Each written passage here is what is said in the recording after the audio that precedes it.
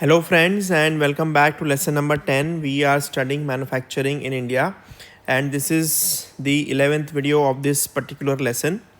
Up until now friends, we have covered a lot of topics when it comes to manufacturing sector, especially the points like liberalization, the effects of liberalization on manufacturing sector, why we could not develop manufacturing sector as much as the service sector, what are the various structural issues, and why we could not generate enough jobs in the manufacturing sector, what are the issues with the MSMEs.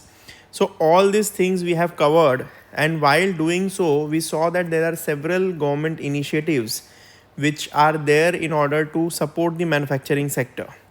And out of these many policies or many reforms and schemes that the government is doing in order to boost the manufacturing, Make in India is one such policy or one such program of the government whereby which actually directly works in the sector of manufacturing, and its primary objective is to increase manufacturing share in the total GDP to 25%. So it directly acts in acts in this particular area.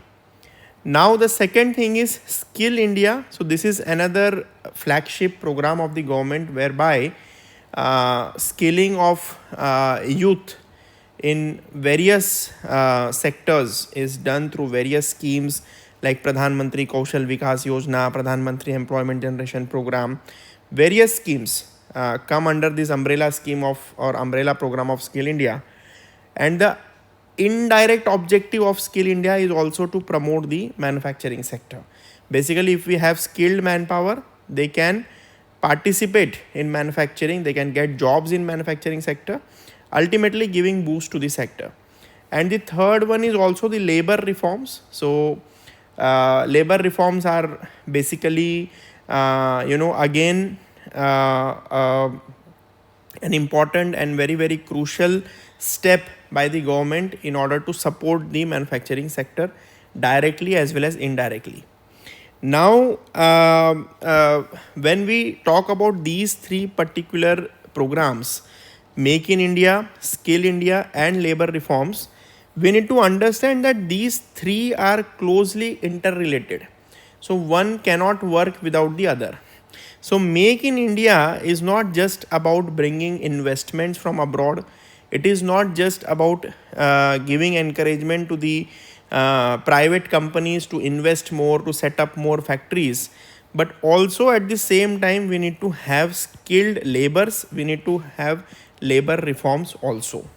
And Make in India is incomplete without these two programs. So they are closely interlinked, and we were talking about the ecosystem also, right? That we need to have a complete ecosystem in order to boost the manufacturing. So Make in India, Skill India, labor reforms, these are parts of this this entire ecosystem.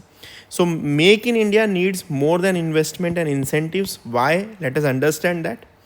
So Make in India aims to raise manufacturing share to 25% of GDP. This we have seen. To create 100 million non-farm jobs. Okay, 100 million means 10 crores.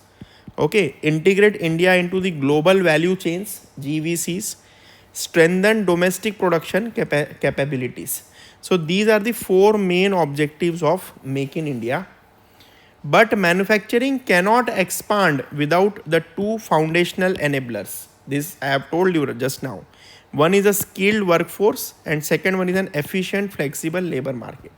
Very important. So there is no point in having more investments if you don't have the skilled manpower, if you don't have the efficient and flexible labor market, whereby it is easy for the companies, for the laborers also to get jobs and to give jobs. Okay, so it is very important that the labor markets are efficient and flexible.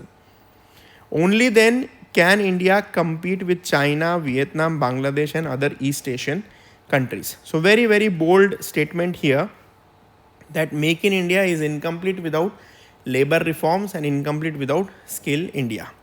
Now let us look at the first aspect, that is a Skill India program here, how it helps Make in India. and why it is needed for Make in India. So, Skill India, the workforce backbone of Make in India.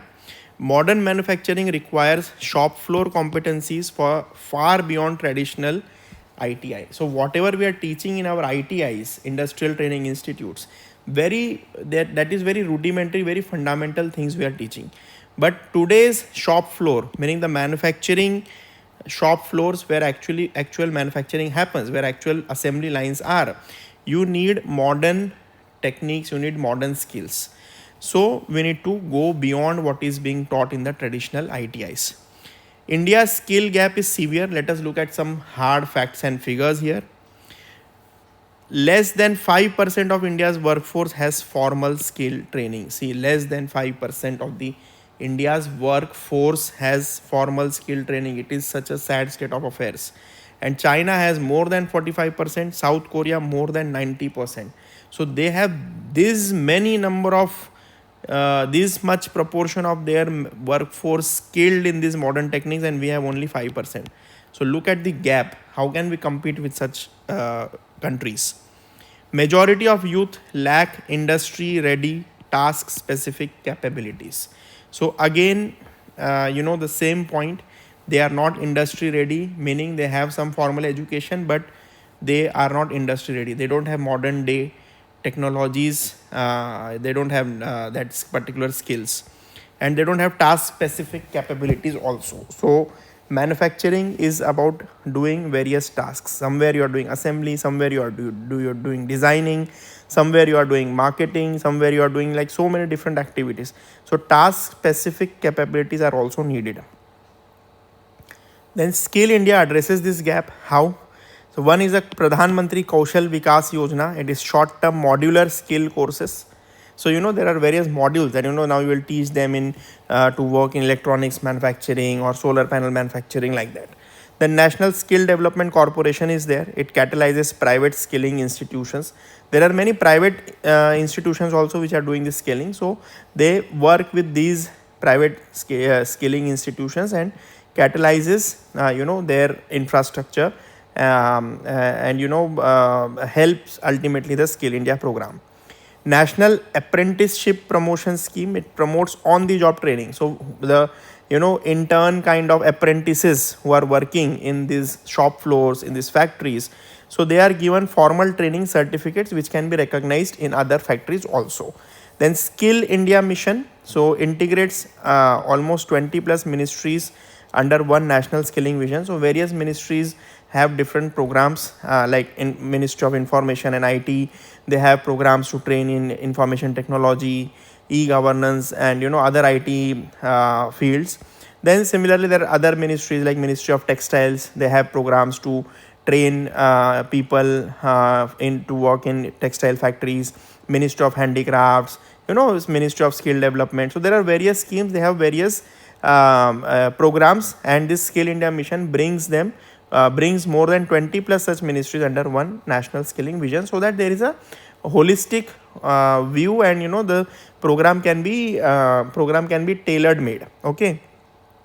Then Pradhan Mantri Kaushal Kendras are also built. It is multi-skill training centers in every district, so that a district level, decentralized level, a special training institute can be developed. Why manufacturing needs Skill India? Why it is needed?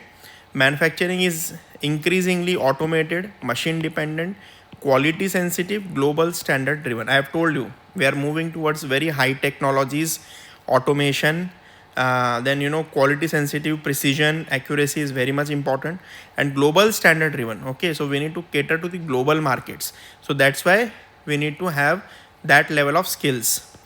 Then key shop floor roles like CNC operation. Okay, so CNC is computerized numerically controlled machines.